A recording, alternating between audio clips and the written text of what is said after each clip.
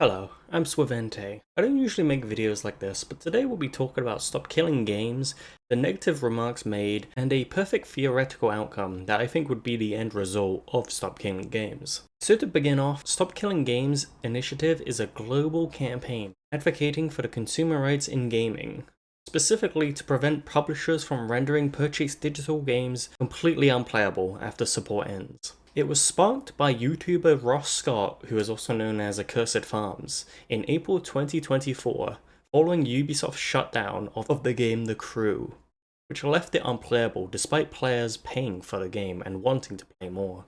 Now, despite all of the campaigning, there's been some pushback from those who believe Stop Killing Games should not happen.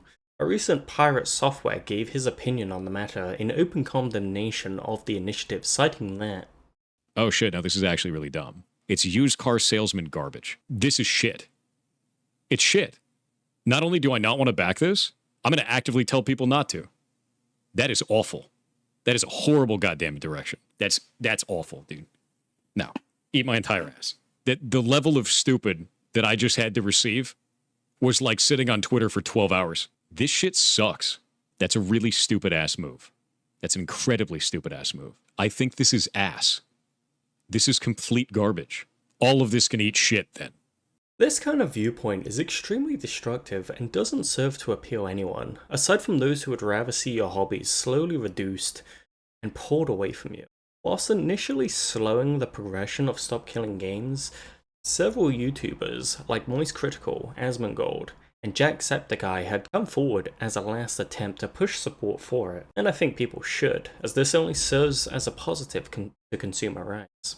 As of now, the initiative is now closed in the EU, with a whopping 1.4 million people in support, and nearly 200,000 people in support of the UK government petition. The initiative is now going through its early stages of discussion within the parliamentary systems, and I hope we see the movement get some of its goals met.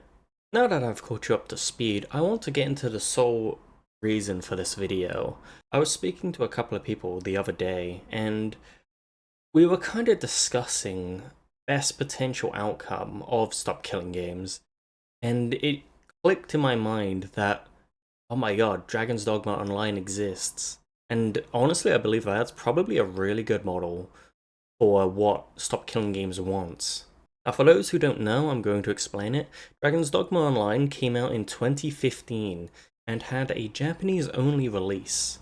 It had a lifetime cycle of 2 expansions and 4 years of service, closing down in 2019, after the company cited it was too expensive to keep running.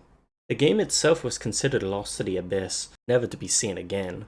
Studio's back-end code was not released for preservation purposes, but users online managed to reverse engineer the game into a fully playable state on PC over the course of several years, now allowing you to play from level 1 to 85 with very little issues or differences from the original game, which is giving a chance to actually new and old players. You see, I've played it for a while now, and there's been like new players, there's been old players who've been playing on the Japanese servers. It's been wonderful to see, to be honest. But by allowing this private server to reverse engineer the game, it allows for new and old players to become fans of Dragon's Dogma, which is a positive result. It potentially grows the series without the interaction from the company itself. Although this was not created as a result of Stop Killing Games, it proves that there is a desire for players that want to keep games alive, ultimately giving evidence to the initiative's cause. This makes it a wonderful model of what could be if companies did supply tools after the end of service. Given that if companies did release their service tools, maintain games as an alternative after the end of year cycle, we would see the creation of communities for discontinued games grow, similar to that of Dragon's Dogma Online, and in doing so, allows customers to enjoy the things that they paid for longer, and ultimately bring in new people. Not only this can serve as a positive for both customers and companies, because customers get to enjoy the game, while companies, while there is no monetary value in it, it's like an unseen. They're basically like farming rep from people who would be potential customers for their future products. So I don't see how or why companies would want to be against this. It only helps them in the future. I'd like to say for the end of this video, I feel like we've reached a point where games are no longer considered art worth preserving, or at least that's how companies see it, but a product that's meant to be endlessly consumed, then thrown away, never to be seen again, which is a massive shame, to be honest. I truly believe in the preservation of games as an art, and there are some active sources out there that still prove that this is correct, and it can only be a good thing. Thank you everybody for watching this video. I appreciate you checking it out. I'll see you in the next video.